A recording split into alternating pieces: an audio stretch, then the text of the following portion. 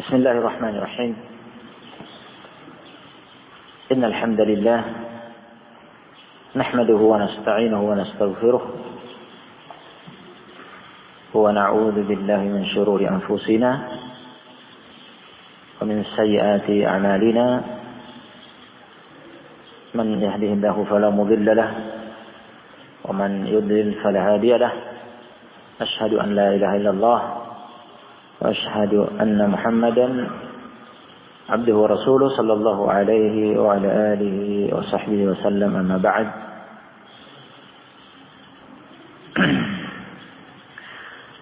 Sekarang kita akan mempelajari tafsir surat berikutnya, yaitu surat At-Taghabun. Penamaan surat ini yang surat At-Taghabun dari salah satu ayatnya, itu ayat yang ke-9 yang akan datang nanti. Yauma yajma'ukum liyaumil jam'i dzalika yaumut taghabun, yaitu salah satu nama dari nama-nama hari kiamat. Taghabun adalah salah satu nama dari nama-nama hari kiamat dan akan datang nanti penjelasannya secara lengkap pada ayat ke-9. Surat ini, kata Ibnu Katsir rahimahullah dalam tafsirnya, surat ini madaniyah, ya, tergolong surat madaniyah, berarti turun setelah hijrah Nabi alaihi salatu wassalam ke kota Madinah.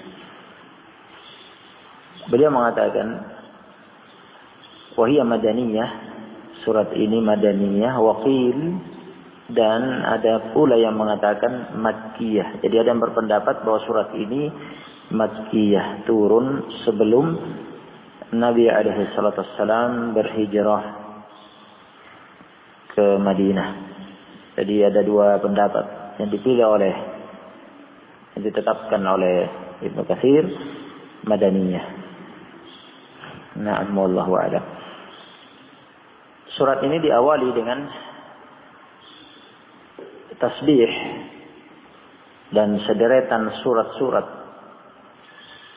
Al-Quran yang telah lewat, ya, pada pelajaran kita. Nah, sesuai dengan susunan Al-Quran dari depan, ya, dari Al-Fatihah, Al-Baqarah dan seterusnya. Atas sederetan surat-surat sebelumnya itu diawali dengan tasbih. Sabbaha lillahi, yusabbihu lillahi. Nah, dan Ibnu Katsir mengatakan ini yang terakhir. Ya, ini akhir al-musabbihat, akhir surat-surat yang diawali dengan tasbih, yakni tasbih al-makhluqat, penjelasan tentang tasbih al-makhluqat li bari'ihi wa malikihi. Ya, penjelasan tentang tasbih makhluk Allah Subhanahu wa taala, bertasbih, menyucikan, memuji penciptanya dan penguasanya. Naam. Dan telah dijelaskan sebagaimana tafsir surat yang telah lewat sebelumnya, bahwa seluruh makhluk ciptaan Allah Subhanahu wa taala bertasbih, langit, bumi dan yang lainnya bertasbih, menyucikan dan memuji Allah Subhanahu wa taala. Tetapi kita tidak faham bagaimana cara mereka bertasbih. Nah, dalam surat Al-Isra pada ayat 44 ya. Ayat 44. Dalam surat Al-Isra Allah berfirman, "Tusabbihu lahu as-samawati as-sab'u wal ardu wa man fihinna." Bertasbih menyucikan Allah Subhanahu wa taala 7 lapis langit dan 7 lapis bumi dan seluruh makhluk yang ada di dalamnya. Wa in min syai'in illa yusabbihu bihamdihi. Wa in min syai'in illa yusabbihu bihamdihi walakin la tafqahuna tasbihahum. Tidak satu makhluk pun kecuali dia bertasbih memuji Allah Subhanahu wa taala. Tetapi kalian tidak faham cara mereka bertasbih. Nah, di sini Allah berfirman pada ayat pertama surat ini, yusabbihu lillahi ma fis samawati wa ma fil ardh. Bertasbih, ya, menyucikan, mensucikan Allah Subhanahu wa taala, memuji Allah Subhanahu wa taala yang maha suci dari segala hal yang tidak pantas baginya. Ya, dari hal-hal yang tidak pantas baginya, seperti tandingan, nid, ya, segala kekurangan, segala aib, ya, itu semua tidak pantas bagi keagungan, kebesaran dan kemahasempurnaan Allah Subhanahu wa taala yang maha sempurna. Tidak ada naqs, kekurangan sama sekali, tidak ada aib, cacat. Dan maha suci Allah Subhanahu wa taala dari segala hal yang tidak pantas baginya. Itu makna tasbih. Bertasbih menyucikan Allah Subhanahu wa taala, memuji Allah Subhanahu wa taala seluruh makhluk yang ada di 7 lapis langit dan di 7 lapis bumi. Lahul mulku wa lahul hamdu. Lahul mulku wa lahul hamd.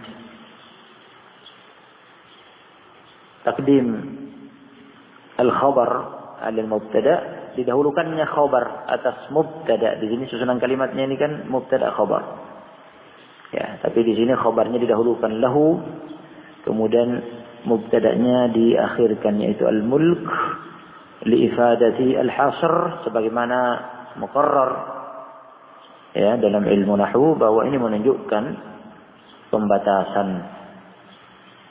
Ya, bahwa hanya milik dia, hanya miliknya, milik Allah, tidak selainnya. Al-mulk, kerajaan alam semesta ini, kekuasaan alam semesta ini. Walahul hamdu, dan hanya miliknya. Alhamdu, al ini menunjukkan ya umum, ya, jadi al-mulk ini umum, seluruh kerajaan alam semesta ini. Nah, alhamdu juga bermakna umum, menunjukkan umum, meliputi seluruh macam pujian, sanjungan. Artinya pujian yang sempurna. Segala puji artinya sempurna. Allah Subhanahu wa taala ya satu-satunya yang berhak mendapat pujian secara mutlak. Ya. Pujian yang sempurna yang tidak ada kekurangannya, karena Allah Subhanahu wa taala Maha sempurna. Allah zatnya, dirinya, dengan seluruh nama-namanya, sifat-sifatnya, perbuatan-perbuatannya, maha sempurna, tidak ada kekurangannya. Jadi segala puji, artinya pujian yang sempurna, tidak ada kekurangannya, hanya berhak bagi Allah Subhanahu wa taala. Selain Allah tidak ada yang berhak dan pantas dan boleh dipuji secara mutlak dengan segala pujian yang sempurna. Karena selainnya mesti ada kekurangannya. Nah, walahul hamdu. Wa huwa ala kulli syai'in qadir. Dan dialah yang ala kulli syai', atas segala sesuatu, qadir, maha kuasa. Ya, maha kuasa, maha mampu atas segala sesuatu. Nah, masya'a kan wa ma lam yasha' lam yakun. Apa yang Allah kehendaki, ya, pasti terjadi dengan kemahakuasaannya. Karena dia Allah ala kulli syai'in qadir, maha kuasa atas segala sesuatu. Maka apa saja yang Allah kehendaki pasti terjadi, dan apa saja yang Allah tidak kehendaki pasti tidak terjadi. Nah, huwa alladhi khalaqakum faminkum kafirun wa minkum mu'min wallahu bima ta'maluna basir. Ayat yang kedua, huwa, dialah, yaitu Allah Subhanahu wa taala. Dhamir ya kembali kepada Allah Subhanahu wa taala, seperti dhamir huwa sebelumnya, wa huwa ala kulli syai'in qadir. Dhamir al-ha pada lahu, ya, semuanya kembali kepada lafzul jalalah di awal ayat, yusabbihu lillahi. Yusabbihu lillahi. Setelahnya diganti dengan dhamir lahul mulku wa lahul hamdu wa huwa. Nah, di sini juga dengan dhamir huwa, huwa alladhi, yakni dia Allah Subhanahu wa taala yang khalaqakum, yang telah menciptakan kalian. Yang telah menciptakan kalian. Menciptakan kalian sesuai kehendaknya, sesuai pilihannya. Nah, dan ini masuk dalam salah satu dari derajat takdir yang wajib kita imani, bahwa kita, seluruh hamba dan seluruh amal perbuatan kita, seluruh makhluk adalah ciptaan Allah. Dengan kekuasaan Allah menciptakan seluruh makhluk, seluruh hamba dan amalan hamba itu, dan seluruh makhluk Allah yang menciptakannya dengan kekuasaannya. Karena Allah Maha Kuasa, wa ala kulli syai'in qadir. Maha Kuasa menciptakan segala sesuatu yang Allah kehendaki sesuai yang dipilihnya, dikehendakinya. Nah, apa yang Allah takdirkan, dan itu pasti, ya, akan berjalan sesuai dengan takdir, ketetapan takdir Allah Subhanahu wa taala, apa yang Allah pilih. Naam. Wa rabbuka yakhluqu ma yasha' wa yakhtar. Rabb, engkau yang menciptakan apa saja yang dikehendakinya, dan dia yang memilih. Nah, yang sifatnya apa yang dikehendaki dan dipilih oleh Allah Subhanahu wa taala, itu sifatnya masuk dalam kategori takdir. Kita tidak bisa keluar darinya. Tidak ada pilihan. Kita mesti, ya, berjalan sesuai dengan itu. Wa rabbuka yakhluqu ma yasha'u wa yakhtar. Ma kana lahum al-khiyarah. Nah, mereka tidak punya pilihan. Nanti surat Al-Qasas, ya.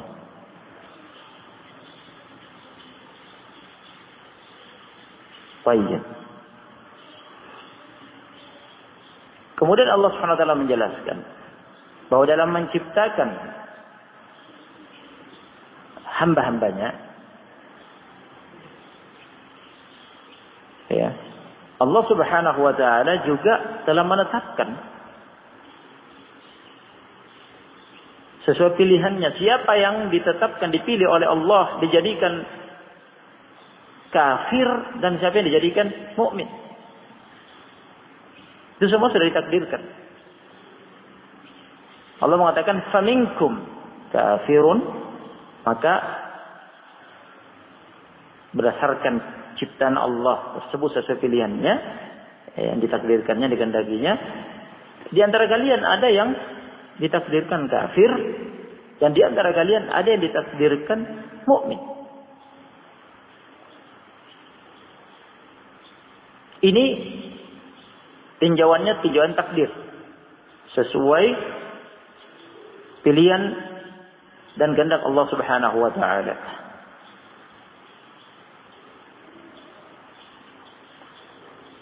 Dan ini hal yang jelas kita mengetahui bersama, ya, pada pembahasan beriman dengan takdir Allah Subhanahu wa taala. Semua itu telah ditetapkan. Setiap orang telah ditetapkan nasibnya. Apakah dia akan menjadi kafir atau mukmin? Apakah dia akan masuk jannah atau masuk neraka? Sudah dicatat dalam Allahul Mahfuz. Qabla khalqis samawati wal ard bi 50,000 sanah. Semuanya telah dicatat dalam Allahul Mahfuz oleh Al-Qalam, pena yang dicipta oleh Allah Subhanahu wa taala, dan diperintah untuk mencatat itu semua sebelum penciptaan langit dan bumi, sejarak waktu 50.000 tahun sebelum penciptaan langit dan bumi. Ya. Dan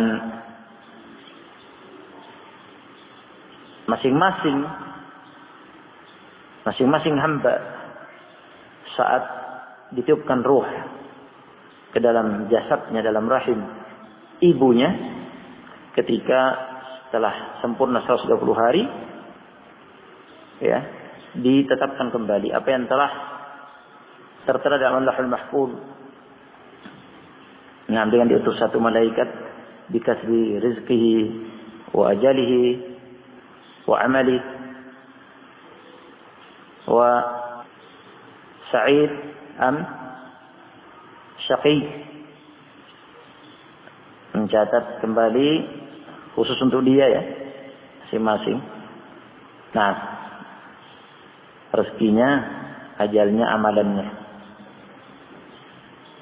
dan nasibnya, apakah dia akan sa'id bil jannah, beruntung dengan surga, atau syaqi, sengsara dengan neraka. Itu jelas. Nah, ini wajib kita imani. Faminkum kafir wa minkum mu'min. Hanya saja kita tidak tahu, ya, ketetapan kita masing-masing. Ya, kecuali yang memang telah ditetapkan, datang berita penetapannya dalam Al-Quran dan As-Sunnah, karena itu perkara ghaib, bahwa dia ahlul jannah atau dia ahlul nar, maka kita tetapkan sebagaimana yang telah ada nasnya. Adapun jika tidak, maka bisanya kita berharap.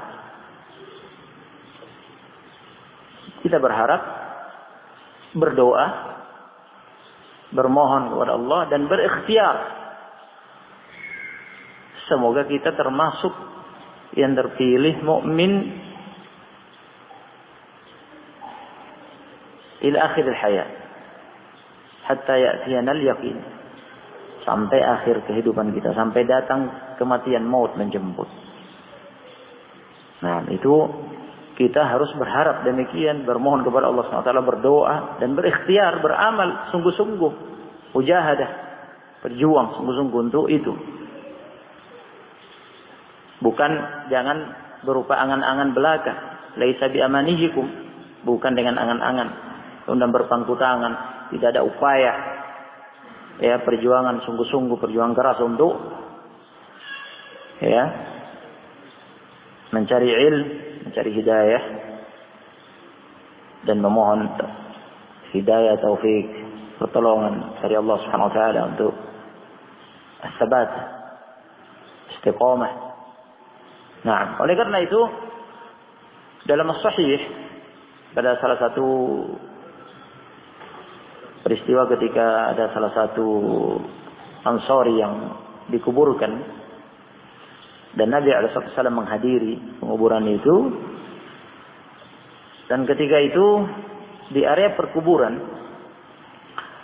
Nabi SAW menanti selesainya penggalian kuburan, karena ya ketika Nabi SAW dan para sahabat sudah di area perkuburan ternyata penggalian kubur belum selesai, belum tuntas, sehingga mereka menunggu Nabi ya duduk.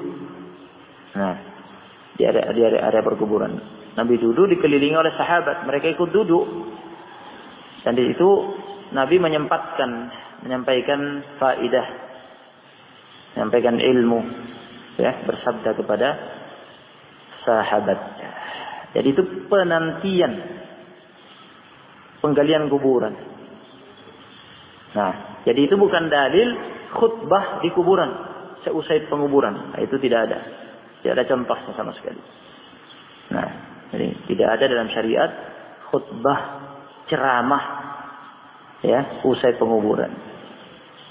Satu-satunya hadis yang terkait ini dan itu sebelum penguburan, karena penguburan belum tuntas, belum selesai. Sambil menunggu Nabi duduk. Sahabat ikut duduk dan Nabi bukan berdiri berceramah, bukan, duduk, sahabat juga duduk. Nabi berbicara, yakni bersabda, menyampaikan ilmu, memanfaatkan kesempatan sambil menunggu. Begitu. Nah,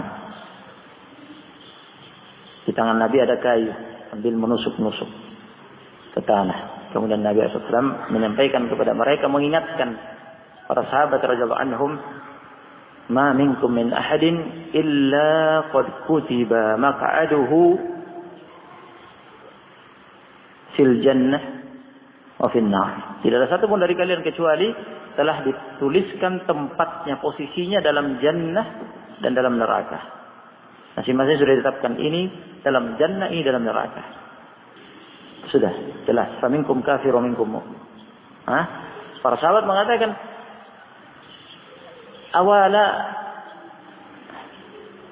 afala nattakilu ala kitabati a'malina. Kalau begitu, tidakkah kami bersandar saja kepada penetapan amal-amal kami yang telah dituliskan itu, yang telah ditakdirkan itu? Sudah. Karena sudah ditetapkan, apakah berarti kemudian kami bersandar dengan itu saja? Pasrah. Nah, Nabi mengatakan, "I'malu fakullun muyassarun lima khuliqalah." I'malu. Kata Nabi tidak begitu. Bukan begitu maksudnya. I'malu, beramallah kalian. Yang beramal. Beramal soleh. Nah, dengan dasar iman dan ilmu. Dengan dasar ikhlas dan ilmu. I'malu. Fakullun muyassarun lima khuliqalah. Maka setiap orang akan dimudahkan oleh Allah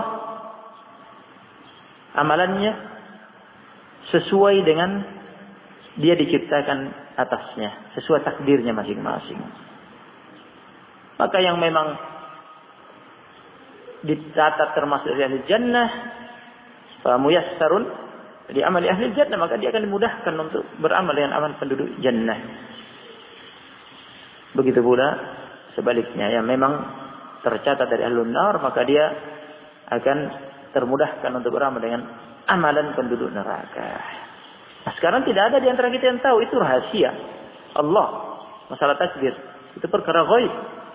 Apa yang tercatat dalam Lauhul Mahfuz tentang kita masing-masing, ya, dan yang kemudian dicatat pada lembaran malaikat setiap malam Lailatul Qadar setiap tahun, dan yang dicatat saat ditiupkan ruh ke dalam jasad kita dalam rahim ibu kita masing-masing. Ini tidak ada di antara kita yang tahu. Jadi artinya karena tidak ada yang tahu, mau bersandar kemana? Apa? Kita tidak bisa memastikannya. Jadi bisa kita berharap ya, disertai dengan usaha, upaya, perjuangan sambil berdoa. Ya'malu fa kullu muyassarun lima khuliqa lah. Nah. Baik. Wallahu bima ta'maluna basir. Dan Allah SWT Maha melihat segala amal-amal kalian. Jika Allah melihat amal-amal seluruh hamba, baik yang tampak maupun yang tersembunyi, yang terang-terangan maupun yang dirahasiakan, ya, berarti Allah akan membalasnya. Itu makna Allah Maha melihat amal-amal kalian. Artinya Allah akan membalasnya. Nah, yang beramal dengan amalan mukmin akan dibalas dengan jannah, yang beramal dengan amalan kafir akan dibalas dengan an-nar. Jadi yang penting adalah apa? Kita masing-masing telah terkait dengan syariat. Kita telah diberi, masing-masing kita dibekali dengan masyiah dan ikhtiar. Telah diberi kehendak dan pilihan untuk berikhtiar. Maka kita berupaya, berikhtiar. I'malu fa kullun muyassarun lima khuliqa lah. Dan berharap, berdoa. Nah, semoga kita termasuk yang telah ditetapkan posisinya dalam jannah. Allahumma waffiq. Naktafi bihadzal qadar. Jazakumullahu khairan. Kita lanjut pada maghrib insyaallah. Tafadhalu. Subhanallah bihamdika asyhadu an la ilaha